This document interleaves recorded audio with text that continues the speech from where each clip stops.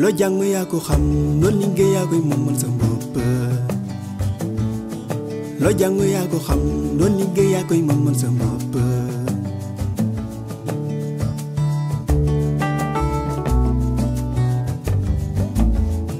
tey loo jàngoon nan ko xamee man lu ma liggéey man ko jàngoon naa ko xam naa ko gën mën naa ko gën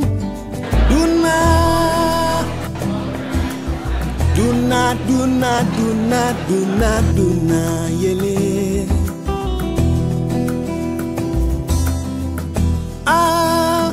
loo liggéey yaa ko xamoo fa xel ba man ko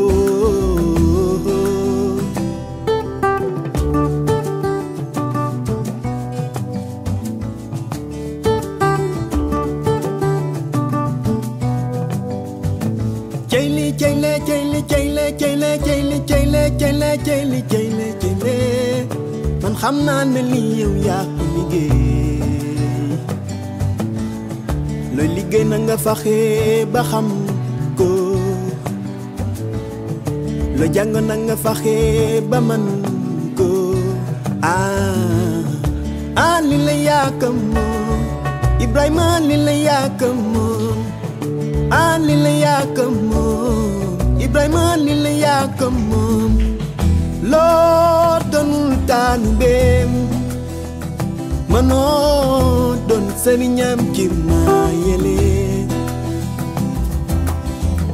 loo doonul taalibeem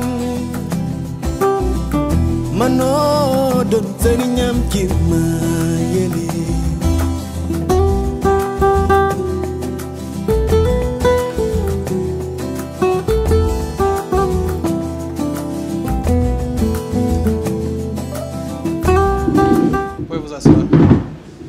Madame, procès verbal. Bonjour.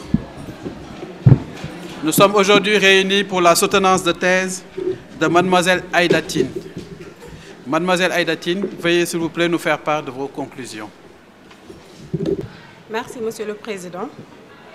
L'avortement se définit comme toute interruption de la grossesse avant 22 semaines d'aménorrhée ou quand le poids du produit expulsé pèse moins de 500 grammes.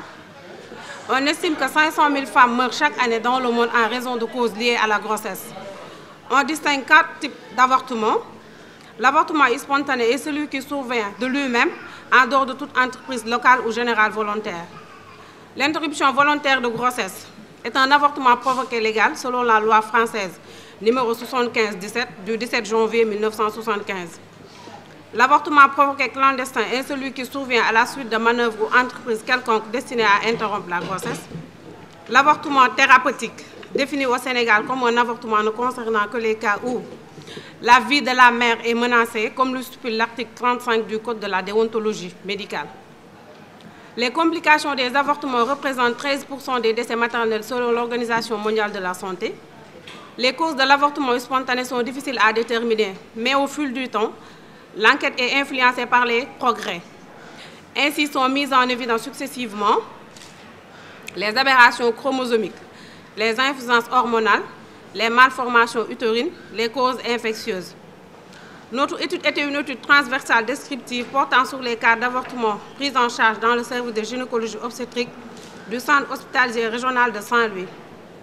Elle s'est déroulée du 1er janvier 2013 au 28 février 2015, soit 26 mois, avec comme objectif évaluer la prévalence des avortements à la maternité de l'hôpital régional de Saint-Louis, définir le profil des patients présentant un avortement à la maternité du centre hospitalier régional de Saint-Louis, évaluer la prise en charge des avortements, évaluer le pronostic des patients. Durant notre étude, nous avons recensé 893 cas. L'analyse et l'exploitation ont été effectuées grâce au logiciel EpiInfo, version 3.5 et version 3. L'âge moyen des femmes était de 28,84, plus ou moins 7,6 ans, avec des extrêmes de 14 et 52 ans. La tranche d'âge de 26-35 ans était la plus représentée, soit 39,75%. La gestité moyenne était de 3,4 plus ou moins 2,2. Aux extrêmes de 1 et 3.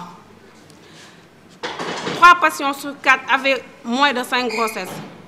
Les poussy-gestes étaient les plus touchés avec 33,15% des cas. La parité moyenne était de 2,1 plus ou moins 2, avec des extrêmes de 0 et 12. Une patiente sur 4 était nullipare et les poussipars étaient les plus représentés avec 277 des cas, soit 31%. 91,7% des patientes étaient mariées, 7,7% étaient célibataires et 5 femmes étaient divorcées, soit 0,6%. La majorité des patientes venaient en dehors de l'île, soit 96% des cas. Elles sont évacuées dans 11,2% des cas. Elles étaient arrivées dans la structure entre 8h et 16h dans 56,4% des cas. L'avortement survenait pour l'essentiel des cas avant 3 mois, soit 613 des cas, soit 68,7%. Les avortements spontanés représentaient la majorité de la série avec 99,55 des cas. On notait 4 cas d'avortement provoqués, soit 0,45%. Les patientes ont bénéficié soit d'une aspiration manuelle intra-utérine, soit d'une aspiration électrique ou bien d'un curage. L'aspiration manuelle intra-utérine était effectuée dans 70,3% des cas. La technique a été réalisée par une sage-femme dans 97,6% des cas. Toutes les patientes avaient bénéficié d'un counseling et 95% d'entre elles ont choisi une méthode contraceptive. Les hémorragies étaient les seules complications retrouvées. Elles représentaient 1,7% de la série. 54,2% de nos patientes ont choisi la pilule comme méthode contraceptive du fait de sa disponibilité et de la facilité d'administration par rapport aux autres méthodes contraceptives. Il n'y avait ni d'hospitalisation, ni de décès pendant la durée d'étude parmi les 893 cas d'avortement. Ces différents résultats nous mènent à formuler les recommandations suivantes. Aux gestantes, consultez immédiatement les structures socio-sanitaires en cas de retard des règles. Consultez dès les premiers signes pouvant compromettre l'évolution de la grossesse. Respectez le calendrier des consultations prénatales. Aux personnels médicaux, pratiquez un remplissage correct des dossiers médicaux. Prévenir et traiter les infections urogénitales. Assurer une meilleure prise en charge post-avortement. Référer le plus tôt possible en cas de menace d'avortement en milieu spécialisé. Maintenir la relation patient-prestataire. Examiner minutieusement tout produit d'expulsion et l'envoyer pour l'examen histologique. Sensibiliser les femmes à adopter la planification familiale. Approfondir les investigations quand la biologie et l'histologie sont normales, par exemple l'hysterosalpingographie et l'hystéroscopie. Assurer une supervision continue afin de maintenir la qualité des soins après avortement. Aux autorités sanitaires de la région, augmenter le nombre de structures qui offrent les soins après avortement dans le département de Saint-Louis. Assurer une formation des prestataires sur les soins après avortement. Doter les structures sanitaires de matériel nécessaire et adéquat pour la prise en charge des avortements. J'en ai fini, Monsieur le Président. La parole à votre maître et juge, le professeur Amadou Lamine Fall, pédiatre, qui va porter des éclaircissements et éventuellement vous poser quelques questions. Monsieur Fall, vous avez la parole. Merci, Monsieur le Président. Madame Aïda Tine, merci de me permettre de siéger avec un immense plaisir auprès d'amis et frères que sont votre président du jury, le professeur Pape Ahmed Fall, qui est un éminent chirurgien urologue, ainsi que le professeur Madian, qui est également un éminent chirurgien, mais spécialisé dans les pathologies digestives, et le professeur Mamadou Lamine Sissé, qui est votre directeur de thèse et qui est gynécologue obstétricien. Ce sont des amis et des frères avec qui nous avons partagé des moments inoubliables, qui connaissent parfaitement et que je me tairai dans cette salle. Nous collaborons ensemble, peut-être ce qui explique la raison pour laquelle je siège dans ce jury, eux en tant que chirurgien et moi en tant que pédiatre, dans la prise en charge des enfants, disons de façon globale. Donc, cette collaboration est facilitée par le fait qu'ils sont non seulement disponibles, et ils sont également d'une rigueur scientifique exemplaire qui fait que le travail est facilité. Donc, je leur souhaite de continuer dans cette voie et que le bon Dieu les accompagne dans l'exercice de leurs fonctions. Et je prie le bon Dieu qu'il leur accorde une longue vie et une excellente santé. Donc, Mademoiselle Aïdatine, j'ai lu votre thèse avec beaucoup d'intérêt qui porte sur les avortements. C'est un travail qui est assez facile à lire, qui est assez bien aéré et équilibré, avec à peu près une quarantaine de pages qui constituent vos rappels, ainsi qu'encore une quarantaine de pages qui constituent vos résultats et votre discussion, mais qui suggère quand même quelques remarques. D'abord, pour ce qui est de la forme, il y a quelques coquilles, pas énormes, pas trop de fautes d'orthographe, mais quelques exemples que je vais vous donner à la page 5. Dès la première phrase sur la fréquence, commencez par la fréquence, puis vous oubliez d'écrire le terme correctement. Ensuite, beaucoup de fautes comme ça, on va aller à la page 52.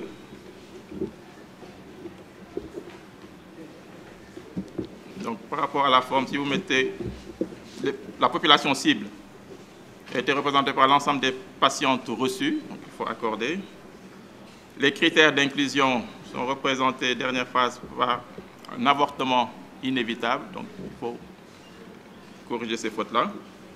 Et puis toute patiente porteuse, dernière fois, critère non-inclusion, également il faut voir les différentes erreurs.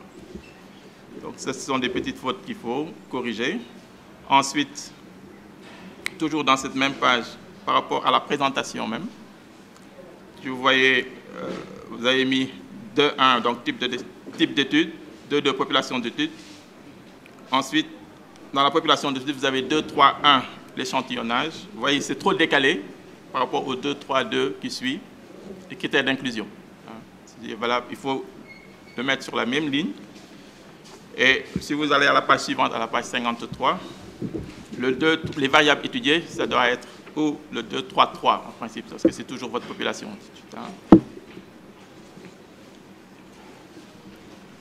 Donc, il faut réajuster, et ceci sur l'ensemble. C'est quelques exemples. Après, je vous remettrai l'ensemble des remarques comme ça sur la forme que vous voyez. Pour ce qui est du fond, vous revenez au niveau de la page 3. Je pense que pour la définition, il faut donner uniquement la définition de l'OMS. Pas la peine de revenir sur l'ancienne définition où on parlait de 28 semaines d'aménorrhée, ça n'a pas d'intérêt.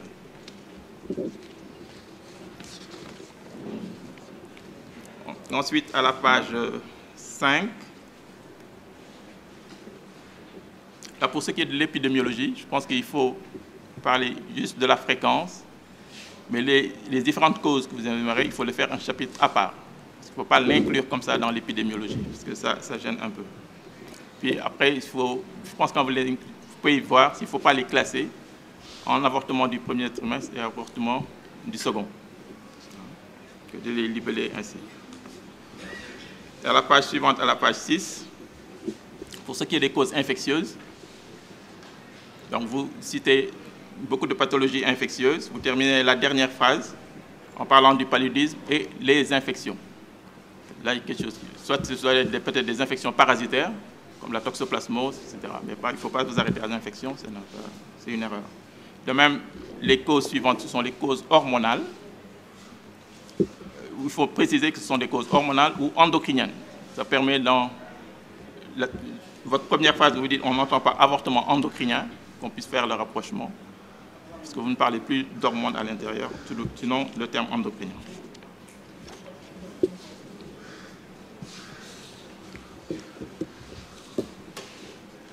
Ensuite, à la page 10, pour ce qui est des schémas, il faut non seulement les mettre, il faut bien les centrer. Et quand vous annotez, au lieu de mettre 1, 2, 3, vous avez de la place. Vous pouvez plutôt mettre directement la légende au niveau. Et ça vous permet de rapprocher le titre, la figure, au niveau juste en dessous du schéma. Comme ça reste beaucoup plus visible, enfin plus agréable, plus facile à comprendre. Et si possible, il vaut mieux mettre un schéma sur une seule page. Ne pas mettre deux textes et un schéma en même temps. Donc cela est valable pour les autres. En page 11, les mêmes schémas, il faut essayer de faire la même chose. Ensuite, quelques remarques aussi. À la page encore 52,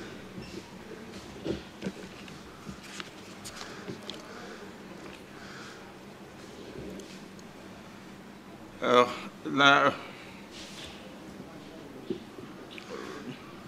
donc vous dites votre population cible, c'est les femmes qui présentent des métrorragies du premier trimestre. Ensuite, votre population d'études, maintenant vous prenez tout. Donc vous voyez que c'est d'où l'intérêt donc, de bien classer vos étiologies suivant les trimestres. Et vos critères de non-inclusion, je pense que quand vous dites toute patiente porteuse d'une grossesse de plus de 22 semaines, c'est évident qu'ils ne font pas partie. Je pense que vous l'avez cité, mais il faut l'éliminer. Ce n'est pas un critère. Ensuite, à la page 57, concernant votre travail, vos résultats. Pour ce qui est de la fréquence des avortements, en fait, il faut donner le nombre. On ne peut pas donner juste les pourcentages comme ça. Il faut donner le nombre que vous avez avant de préciser les pourcentages pour qu'on comprenne. Mais pas d'emblée de mettre 47% en 2013, etc. Il faut donner le nombre et le nombre global pour qu'on puisse bien comprendre. À la page 59, non, à la page suivante, la page 55.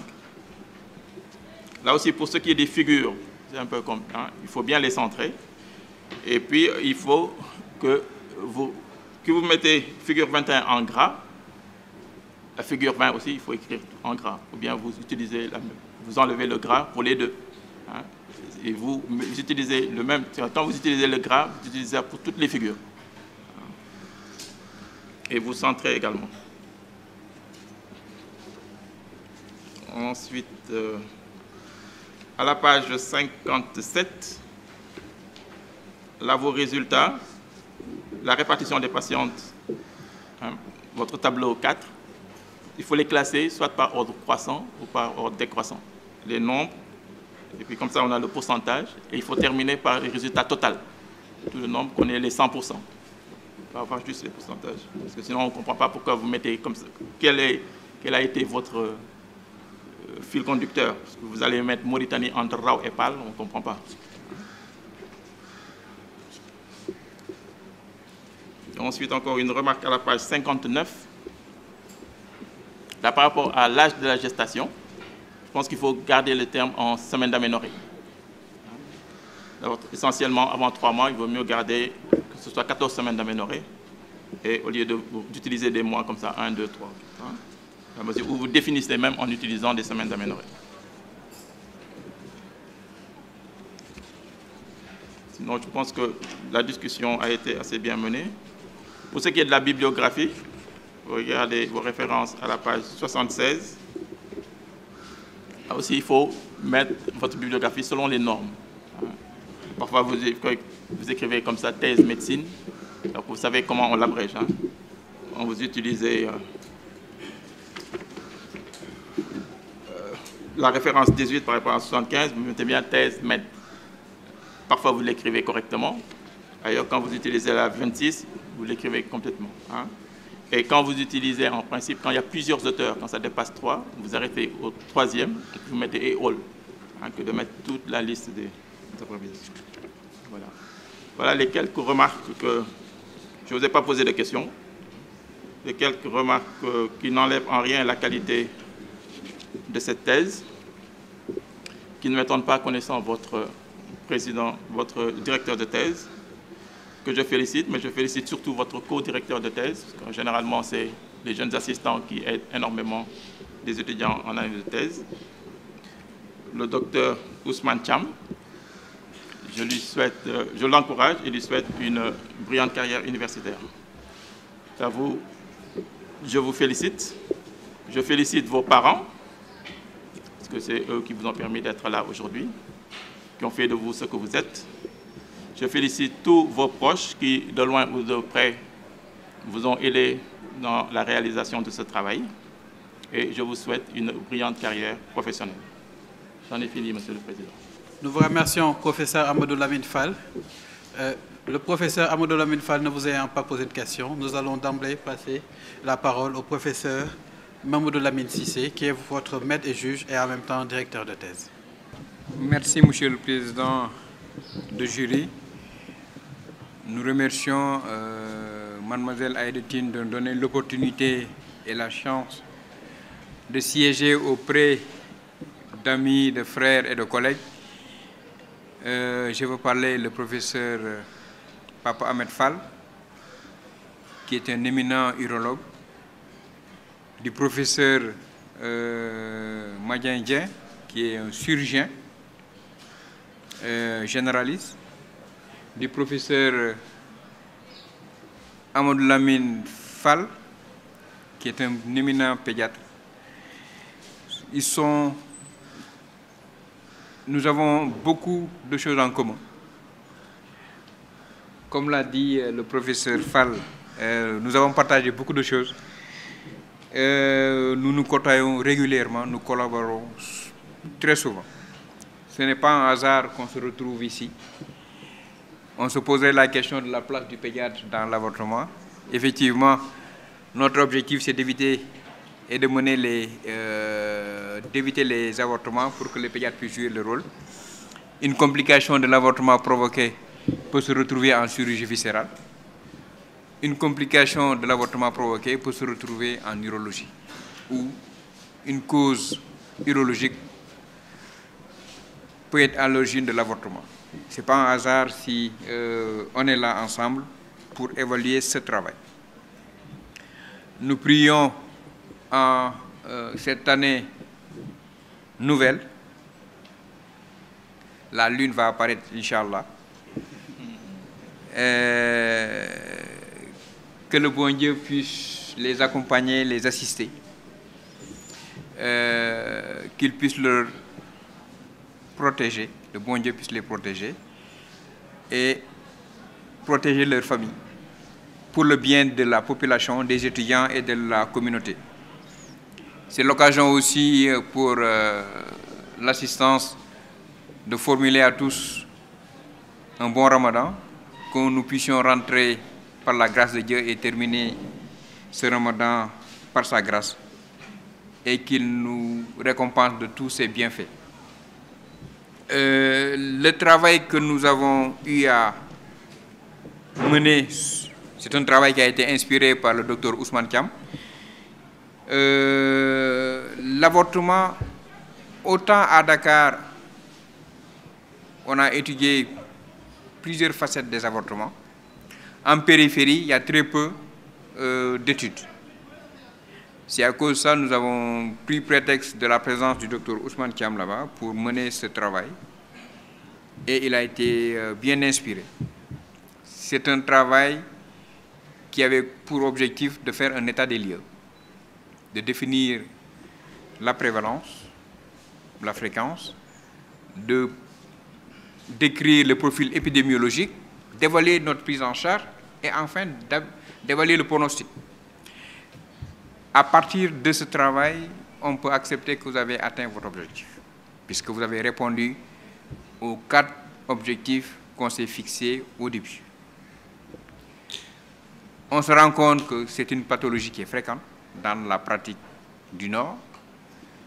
Ça intéresse la femme jeune, mariée, qui vient plus souvent en dehors de la zone centrale de Saint-Louis, d'où l'intérêt d'avoir des postes périphériques, cette recommandation, et surtout, retard à la prise en charge. Ensuite, autre fait important, malgré le nombre important d'avortements, il n'y a pas eu d'hospitalisation. Ça veut dire que c'est un traitement à l'ambulatoire qui a permis d'économiser de l'argent, d'éviter des hospitalisations prolongées pour le personnel, mais surtout pour les malades. Un point important, il n'y a pas eu de décès pour toutes ces femmes qui ont été prises en charge. Tout le mérite revient à l'équipe de Saint-Louis. Le mérite aussi vous revient, vous, puisque vous avez accepté d'évaluer cette pratique au niveau de Saint-Louis. Je ne serai pas long, j'attends des collègues d'avoir une contribution pour pouvoir corriger et améliorer ce travail. Ça a été un plaisir pour nous de travailler avec mademoiselle Aïdetine, qui n'a ménagé aucun effort pour mener à bien ce travail fastidieux, puisqu'il fallait aller aux documents, aux dossiers. Dieu sait que les dossiers sont multiples et éparpillés. Il fallait les rassembler, avoir un dossier et une thèse acceptable et exploitable. Elle le doit probablement à elle-même, mais plus à ses parents. C'est l'occasion pour nous de féliciter ses parents qui ont investi sur elle. C'est l'occasion aussi de les féliciter et de les encourager. Il y a les parents, il y a la grande famille, toute personne qui a eu à l'accompagner. Aujourd'hui, c'est leur fête. Sa fête ne va pas venir parce qu'on ne sait pas ce qu'elle va donner par la suite. C'est sur sa descendance qu'on pourra la fêter. Elle n'a pas encore... Je n'ai pas vu, et j'ai vu une M2LE.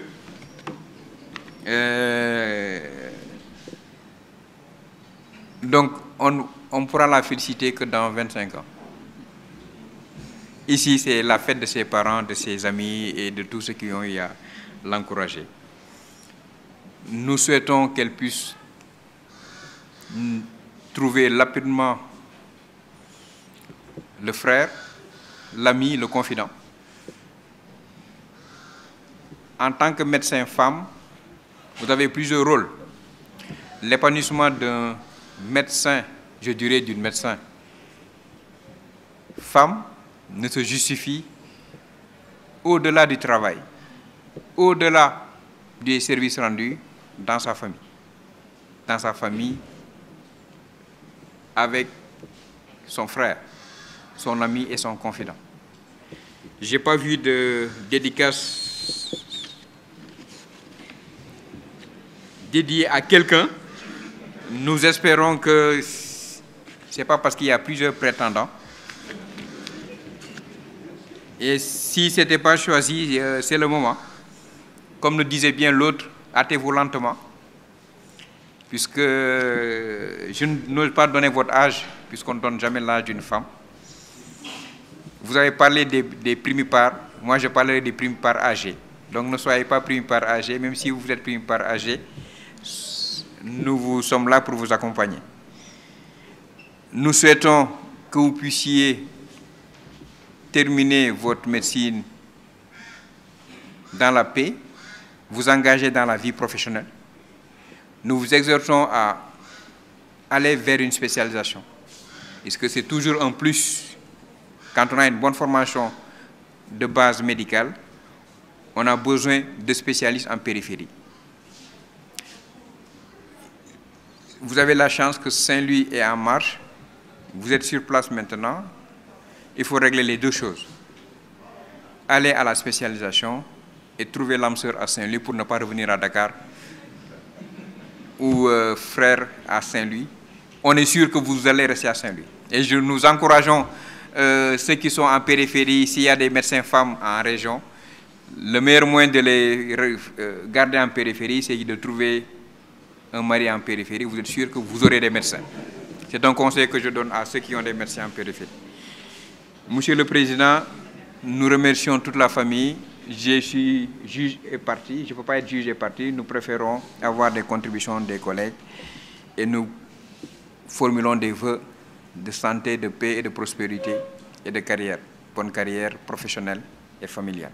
J'en ai fini, Monsieur le Président. Nous vous remercions, professeur Mamoudou Lamine Cissé, pour les contributions que vous avez faites. Et vous n'avez pas également posé de questions à mademoiselle Aïda Tine. Nous allons donc passer la parole au professeur Madien Dieng pour qu'il nous fasse part de ses contributions et qu'éventuellement lui vous pose des questions. Merci, Monsieur le Président. Alors, c'est avec un réel plaisir, hein, mes autres collègues l'ont dit, que je remercie Madame Aïda Tine, je dirais Madame moi, de me permettre de siéger dans ce jury qui est un jury fraternel et amical. Hein. Mes prédécesseurs l'ont dit. Le professeur Papa Ahmed Fall, c'est un compagnonnage depuis le lycée. Les professeurs Mamoudou Lamine Cissé et Amadou Lamine Fall, c'est depuis la première année de médecine. Donc, nous avons cheminé ensemble depuis très longtemps. Et donc, ils savent l'estime que je leur porte, l'amitié que j'ai pour eux. Et donc, c'est ici le lieu pour moi de leur renouveler toute mon amitié, toute mon estime et ma fraternité.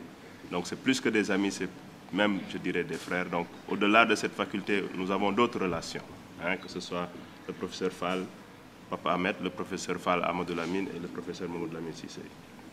Donc, puisse Dieu nous donner longue vie, que nous continuions à cheminer ensemble, à travailler ensemble, à collaborer ensemble pour le bien de cette faculté, des étudiants et des patients au niveau du Sénégal. Alors, c'est avec un réel plaisir que je siège dans ce jury. Votre directeur de thèse l'a rappelé en tant que chirurgien parce que les complications, surtout des avortements provoqués clandestins, c'est nous qui les prenons en charge. Donc, ils nous viennent dans les tableaux infectieux de péritonite post-abortum ou bien d'occlusion, hein, ou parfois même des infections intra-utérines, donc des endométrites qui se retrouvent aux urgences chirurgicales. Donc, également, il a sollicité notre contribution parce que c'est notre rôle d'être là pour juger ce travail. C'est un travail scientifique. Aucun travail scientifique n'est parfait. Donc, il y a toujours quelque chose qu'il faut apporter pour améliorer ce travail. D'autant plus que vous avez une très grande série. Hein, c'est 893 cas. Je pense que c'est une série énorme. Et donc, ça gagnerait quand même à être de qualité pour que le travail soit publiable, hein, donc, et échangeable. Alors, donc, je m'en vais faire quelques remarques de forme et de fond, chemin faisant tout le long du document. Déjà, en ce qui concerne la quatrième de couverture, il n'y a pas de résumé. Je pense qu'il y a la charte des thèses, j'en parlais avec M. Diatta tout à l'heure, on en discutait. Il faut toujours mettre le résumé en quatrième de couverture. Je pense que ce qui est admis dans la charte des thèses. Alors, au niveau de la liste des abréviations, vous avez mis unité internationale. Unité internationale, c'est une convention. Hein, donc, comme c'est conventionnel, ça ne doit pas figurer dans la liste des abréviations. Ce n'est pas la peine de le mettre. C'est comme pour mètre, centimètre, litre ou kilogramme. Hein, ça sont des unités qui sont conventionnelles. On n'a pas besoin de le mettre dans la liste des abréviations. On met ce qu'on a abrégé soi-même ou des sigles, hein, qu'on veut que les gens se reportent. Alors, à la page numéro 1, au niveau de l'introduction, la voix qui est un peu... Là, c'est au niveau de la forme. Hein. Donc, le professeur Fall, je pense, vous a fait la remarque, hein, dans l'écriture, la syntaxe. Je pense peut-être que vous avez tapé la thèse vous-même, parce que si vous aviez pris une secrétaire, je pense qu'il n'y aurait pas peut-être toutes ces fautes. Hein. Déjà, en énumérant en français, c'est point-virgule. Après 2 points, tiré. Hein, je donne les aberrations chromosomiques, vous avez mis virgule, c'est point-virgule. Hein. Donc, ça, c'est des règles de rédaction française. Alors, à la page 2, vous parlez d'évaluer la prévalence. Moi, je pense que prévalence, ça se rapporte plus à des... c'est une connotation épidémiologique qui se rapporte à la population générale. Il faut préférer dire fréquence, d'autant plus que vous avez travaillé dans un service hospitalier. Hein, donc, c'est de la fréquence hospitalière que vous rapportez, mais pas la prévalence. Parce que la prévalence, ça se généralise au niveau de la population. Alors, toujours dans la forme, à la page 3, l'utilisation des puces. Hein, donc, il faut rester uniforme. Hein, ça aussi, c'est des règles de la rédaction scientifique, c'est toujours de la rigueur. Il faut prendre une puce et la respecter tout le long du document, jusqu'à la fin. Il ne faut pas mettre une puce, enfin, il n'y a pas de fantaisie. Hein, une puce ovale, après une autre oblongue, une autre carrée. Hein, une puce, et puis pour tout le document. Alors, à la page 5 également, c'est le style. Hein, il faut éviter le style télégraphique. Au niveau des causes mécaniques, vous mettez à citer hypoplasie utérine, rétrodéviation, il faut mettre les articles. Hein? Donc, les hypoplasies utérines, les rétrodéviations utérines, il faut faire des phrases. Hein? Dans la rédaction médicale, on fait des phrases. Hein? Il faut éviter le style télégraphique. Alors, à la page 10, là aussi le professeur Fall a fait la remarque, il faut appeler les figures également. Ce qui a manqué dans ce document, les figures et les tableaux doivent être appelés dans le texte. Hein? Il faut les appeler pour pouvoir les annoncer. Et les orientations des figures également, hein, il y a eu quelques... Je pense que ça, c'est un peu votre co-directeur de thèse, moi, que je mettrai en truc, parce qu'il devait veiller à ça. Hein? Surtout quand vous mettez des figures d'échographie, vous mettez haut et gauche, on ne se retrouve pas. Parce qu'en général, les images échographiques, c'est surtout celui qui a fait l'échographie qui peut l'interpréter. Il faut nous dire, est-ce que c'est une échographie endovaginale, est-ce que c'est une échographie transpariétale pelvienne, hein, c'est plutôt ce qui est important. Hein? C'est quel type de coupe, d'accord? Mais là, c'est surtout, l'orientation, c'est pour les figures anatomiques. Hein? Alors, au niveau de la page 13, donc là, j'ai... Enfin... Vous parlez des circonstances de découverte sont essentiellement représentées par les métrorragies et les complications. J'ai mis référence locale, d'autant plus que votre directeur de thèse l'a rappelé. Bah, il y a des travaux qui ont été faits à Dakar sur les complications des avortements. Hein, donc vous aurez pu le rapporter. Moi-même, j'ai eu à faire un article sur les débris osseux fœtaux qui ont été retrouvés chez une femme après un avortement provoqué clandestin, hein, quelques semaines après. Donc ça, c'est des articles qui existent. Donc il faut citer les travaux qui ont été faits à Dakar. Hein, donc si nous, nos étudiants et nos thésards ne citent pas les travaux qui sont faits au Sénégal, je ne pense pas que ce sont les Européens qui vont venir nous citer. Hein. Donc je pense qu'il faut mettre les références locales également. À la page 17, c'est l'écriture des bactéries, hein, Clostridium perfringens, il faut les mettre en italique. Ça, on vous l'a appris en bactériologie, virologie et parasito. Hein. Clostridium perfringens, Escherichia coli. Donc, comme c'est des noms latins, c'est en italique. Hein, il faut... Alors, à la page 23, quand vous parlez je pense, des antalgiques, des analgésiques, c'est vrai, vous parlez autres. Hein, les produits, d'autres produits tels que les analgésiques, et vous parlez de l'acide acétylsalicylique et de l'ibuprofène. C'est vrai que ce sont des analgésiques, mais leur premier rôle, ce sont des anti-inflammatoires non stéroïdiens. Hein, donc il faut faire attention, d'autant plus qu'il y a des saignements qui peuvent arriver. Hein, il faut dire que c'est des anti-inflammatoires non stéroïdiens. Hein, et donc il faut peut-être ici préférer des antalgiques purs, hein, comme le paracétamol ou le proparacétamol. Hein, donc il faut faire attention à ces dénominations. Alors, à la page 25... Au niveau de la figure, oui. Donc là, pour l'orientation, je parlais de l'orientation, vous avez mis haut avant. Alors que si vous aviez utilisé, ça peut-être c'est votre co-directeur également de thèse, la dénomination, la nomenclature anatomique, vous allez utiliser cranial, caudal, ventral, dorsal, vous n'allez pas vous tromper. Hein, ventral, c'est ce qui est devant, dorsal, donc c'est derrière, cranial, c'est vers la tête, et caudal, c'est vers les pieds. Et donc ici, vous voyez que votre orientation, elle est fausse. Hein, donc ce que vous dites haut, c'est le ventral, c'est vers l'abdomen. Ce que vous dites avant, c'est vers le bas, c'est vers les jambes. D'accord? Donc il faut faire attention sur ces documents comme ça. Alors, au niveau... c'est pareil hein, pour les autres figures de la page 27 et les autres, donc je ne reviendrai pas dessus. Pour également l'écriture des trucs, centimètres cubes à la page 28, hein, le 3, il faut le mettre en exposant. Hein, donc, pas le 3 ne doit pas être sur les... À la page 34, l'image est pixelisée. Hein, donc, on sent que c'est une image qui a été étirée.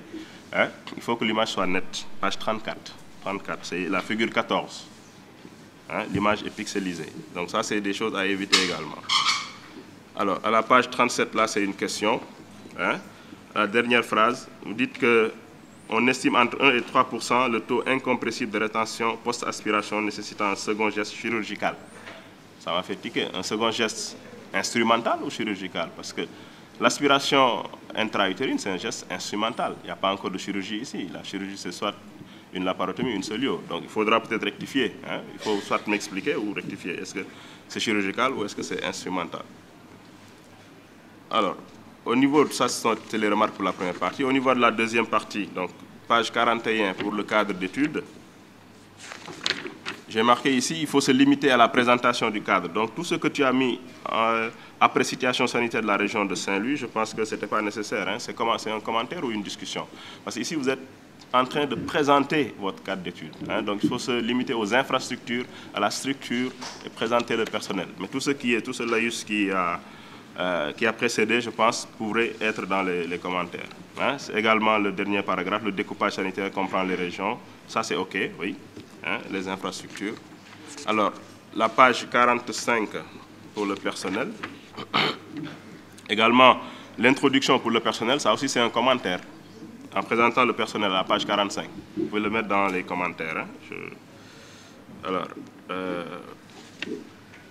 à la page 50, j'avais mis bloc gynéco à part, mais après j'ai vu l'explication parce que vous avez dit que en présentant les locaux qu'il y avait un bloc de gynéco, mais après vous avez expliqué que c'était un bloc centralisé. Hein, parce que moi j'ai fait mon stage de fin d'internat à Saint-Louis en 97, donc c'était un bloc pour tout le monde, la chirurgie générale, la gynéco, l'urologie et l'orthopédie. La page 53. Page 53. Oui, vous parlez de les caractéristiques, les variables étudiées. Ce sont les caractéristiques sociodémographiques, âge, adresse. Bon, adresse, c'est un peu, peut-être vous dites la localité d'origine. Hein, c'est mieux, comme vous étudiez la région de Saint-Louis, vous pouvez peut-être mettre localité d'origine au lieu d'adresse, parce que quelqu'un peut avoir une adresse en ville et peut-être provenir d'une autre localité. Je ne sais pas, mais je pense que c'est ce que vous vouliez dire, hein, c'est-à-dire est-ce qu'il venait de Sor ou de Rao, des autres localités qui sont dans la région de Saint-Louis. Et ce qui a un peu aussi manqué dans cette étude, c'est que vous avez annoncé des tests statistiques, des tests du KI2, des tests d'ANOVA, vous avez utilisé le logiciel R, mais vous avez donné que des résultats descriptifs. On n'a pas vu les résultats des tests statistiques. Est-ce que vous avez omis ça volontairement ou bien est-ce que vous vous êtes limité, c'est un choix d'avoir fait un travail typiquement descriptif. Si c'était le cas, il faut enlever la partie statistique, dire que les tests statistiques n'ont pas été effectués, hein, que vous limitez seulement à décrire les variables, à donner les variables descriptives. Alors, à la page 54, oui, donc ici vous parlez de tableau. Bon, je pense que c'est un laïus, hein, c'est un lapsus. Hein, donc vous dites le tableau alors que c'est une figure qui suit après. Hein, vous dites le tableau représente. Hein, alors que c'est une figure que vous nous montrez. Et là aussi, vous avez tendance à dire la figure, par exemple, en bas de page, âge, la figure suivante. En termes de rédaction médicale, ce n'est pas ça. On dit la figure numéro telle. Il faut toujours l'appeler. Hein, donc vous dites la figure, c'est quelle figure? Ça se rapporte, voilà, la figure 20. Hein, montre. Donc il ne faut pas dire la figure suivante. Il faut numéroter, appeler la figure. Alors, à la page 59, et c'est là votre directeur de thèse l'a dit, c'est ce qui m'a le plus intéressé, c'est que c'était les avortements provoqués clandestins. Hein, il n'y en avait pas beaucoup. J'ai marqué ici, donner les détails. Donc, je pense que l'avortement était de type spontané dans 99,5%. Là également, vous avez mis 99,55. Il faut se limiter à un décimal, à un chiffre après la virgule. Hein, donc, ça veut dire qu'il n'y a pas eu beaucoup d'avortements provoqués clandestins. Donc, c'était le lieu de donner les détails. Si c'était 5 cas ou 10 cas, hein, donner pour comment c'est survenu et quelles sont les complications, qu'est-ce qui a été observé. Parce que ça permet quand même d'étudier le profil de ces dames, d'autant plus que dans la série, il y a 6 qui sont divorcées. Quel est le profil? Est-ce que ce sont les femmes divorcées? Est-ce que ce sont les veuves? Est-ce que c'est des femmes mariées? Hein? Tout ça, ça permet quand même de faire l'audit et de comprendre. Alors, à la page 60, là également, c'est une question, une deuxième, la dernière, je pense. Là, les seules complications notées étaient les hémorragies. Alors, on aimerait bien savoir quelle était la suite, hein, le traitement qui a été donné à ces hémorragies. Après avoir fait l'aspiration manuelle intra-utérine ou le curage, ou bien l'aspiration électrique, des hémorragies sont survenues dans 1,57% des cas. Qu'est-ce qui a été fait pour ces hémorragies-là? Alors, sinon, pour la discussion, il n'y a pas, comme l'a dit le professeur Fall, grosso modo, c'est une discussion qui est acceptable, hein, parce que vous avez discuté vos résultats, mais seulement la fréquence, la première partie, à la page 62, la fréquence, vous ne l'avez pas discuté, vous vous êtes contenté seulement à rappeler le résultat que vous avez trouvé. Alors que la discussion, c'est d'expliquer le résultat que vous avez trouvé, de le comparer à la littérature et d'expliquer s'il y a des similitudes ou des différences, hein, quelles sont les explications, les causes qui peuvent expliquer ces similitudes ou différences. Alors donc, je ne vais pas trop m'étendre dans la discussion. Tout juste en bas, vous parlez de la dernière phrase, de cliente. Il faut éviter ça. Nos résultats étaient aussi comparables à ceux trouvés par CT6C à Dakar en 2004, qui rapportait que 50% des clientes, des patientes, hein, ce n'est pas des clientes, ce n'est pas management, il faut dire des patientes. Alors, les références relativement bien écrites, mais il y a des références que j'ai trouvées trop anciennes quand même. Je ne sais pas, qu'est-ce qu'en pense votre directeur de thèse? Il y a un livre de 1974, c'est la référence 36. Hein? Il y a un truc de... Oui, c'est ça, 1974, il y en a d'autres. Hein? Il y a, le 5, référence de 84, le 6, une référence de 75, 1975. Je pense qu'il faut actualiser les références, hein, donner des références qui sont actuelles. Les écrire de manière uniforme, comme l'a rappelé le professeur Amadou Lamine Fall. Avec la charte des thèses de la fac, c'est soit les 3 premiers auteurs et al, ou bien vous pouvez utiliser les normes de Vancouver également, vous donnez les 6 premiers auteurs et al. Moi, généralement, ce que je conseille, c'est les normes de Vancouver, parce que si on veut écrire l'article et le publier dans un journal international, c'est ces normes-là qui sont de mise, les 6 premiers auteurs et al, et donc ça va vous faciliter la tâche. Hein. Donc, comme on dit, qui peut le plus peut le moins. Si la fac demande les 3 premiers auteurs, vous pouvez vous attendre jusqu'aux 6 premiers auteurs et al, et mettre les références. Donc voilà, Monsieur le Président, les quelques remarques que j'avais à faire par rapport à ce travail. Donc c'était notre rôle, hein, de critiquer, d'essayer d'améliorer, d'apporter le truc. Cela n'enlève à rien la qualité de ce travail. Comme je l'ai dit, c'est une très grosse série, 893 cas, c'est énorme. Donc cela témoigne du travail que vous avez abattu, hein, pour arriver à ces résultats. Donc tout le mérite vous revient. Et pour cela, je félicite également votre co-directeur de thèse, le docteur Ousmane Thiam, qui est à Saint-Louis, qui abat aussi un travail de titan là-bas. Mais je l'exhorte à être un peu plus proche dans l'encadrement de ces thésards. Je félicite également votre directeur de thèse, le professeur Mamadou Lamine Cissé, pour qui on connaît sa rigueur scientifique et son intérêt pour améliorer toujours le sort des populations.